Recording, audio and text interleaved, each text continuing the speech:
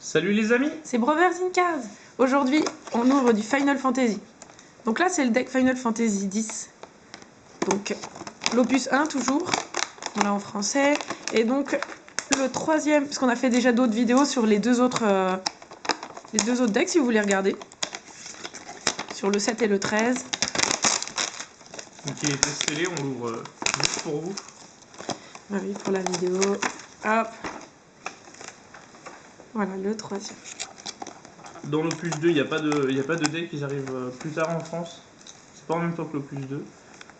Et puis l'opus 2 en illustration, c'est Final Fantasy 8.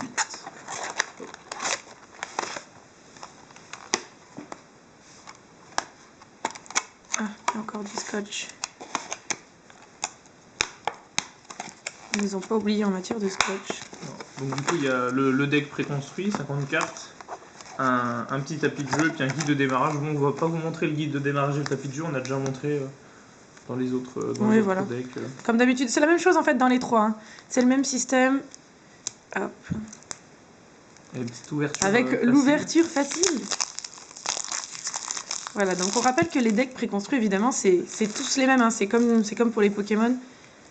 C'est toujours les mêmes cartes, donc ça permet de jouer. Donc c'est normal qu'il y ait des doubles. Donc voilà, on a Tidus. Encore Tidus. Et puis dans chaque Les cartes, elles font coller carrément. Oui. Et puis dans chaque deck de démarrage, il y a 10 cartes exclusives. Suyin. Et on peut les avoir dans les boosters en foil. Encore. Mais on peut pas les avoir en non-foil. Yuna, ah, elle est trop belle cette carte. Tirée du jeu. Justement, j'avais appris à jouer avec des amis dans la même ville que moi. Et une personne avait ce deck et je le trouve vraiment très très bien fait. Il me semble qu'on a encore le système, je sais plus si c'est comme celui, le deck du 13, si je vous dis pas de bêtises, où on a les personnages qui vont bien ensemble. Font des pour combos. faire des combos, si on peut dire, voilà. Donc il y avait Len, Waka. Les cartes sont collées, alors je suis désolée. Hein. J'ai un peu du mal à les enlever. Dans le deck FF7, c'était la même chose, j'avais ça aussi. Conjureur.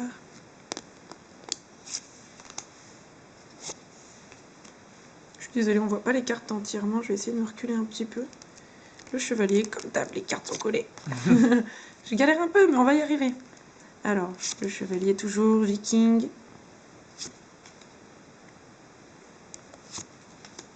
Géomancien. Je me demande s'il n'y a pas des cartes qu'on retrouve dans les autres. Enfin, c'est encore les mêmes noms. Ils aiment bien nous caler les mêmes noms, mais je pense que pour les cartes un petit peu communes... Si, justement, il y en a que 10 qui sont inédites, mais bon, c'est le seul moyen de les avoir. Léviathan, c'est juste une rare, c'est marrant parce que on aura envie de la mettre en légende du coup. Oups, pardon. Frangin, bon, de toute façon, c'est la même carte après. Hop là. En général, il y a 3 exemplaires. Valfor avec Yuna. Pareil, très belle cette carte. Je trouve qu'on voit presque plus Yuna que Valfor, mais bon. Bon, ils nous mettent une carte S, oui. Cette démarrage. Oui, S, c'est-à-dire que c'est exclusif au set de démarrage. Voilà, donc Pain.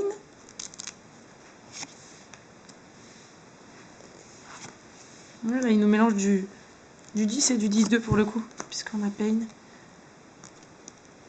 Parallèle. 3 exemplaires. Riku, un des personnages préférés. Bon, je sais pas, vous pouvez toujours dire en commentaire vos personnages préférés. Bon, c'est vrai que on peut en avoir plusieurs aussi, qui sont peut-être pas dans le deck du 10. Mais bon, on peut toujours partager ça. Un conjureur. Sylph. Devo.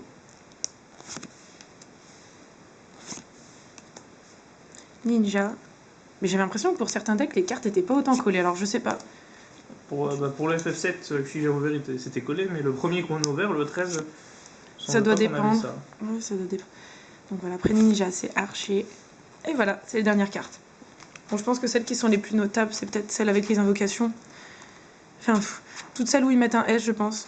Tidus. Attendez, je vous les repasse en rapide. En plus, Yuna aussi. Le deck FF10 était très dur à trouver au début, il était uniquement dans une enseigne, alors c'était assez compliqué de le trouver à la sortie des decks. Ouais, il y a une enseigne qui avait, on va dire, privatisé le système, donc après on pouvait plus facilement les trouver. Maintenant, ils se trouvent aussi en comment dire, vous avez même pas la boîte en fait, ça vous coûte moins cher. C'est une idée aussi. Voilà. Hop. Donc c'est bien, on le répète, c'est bien pour jouer. Nous on l'achète surtout pour la collection parce qu'il y a des cartes uniques, mais à la base c'est pour jouer. Si vous voulez plein de cartes différentes, il faut acheter les boosters. C'est ça, pour avoir d'autres cartes que celles du set, des sets de démarrage. Voilà. À bientôt pour une nouvelle vidéo. Salut! Salut les amis!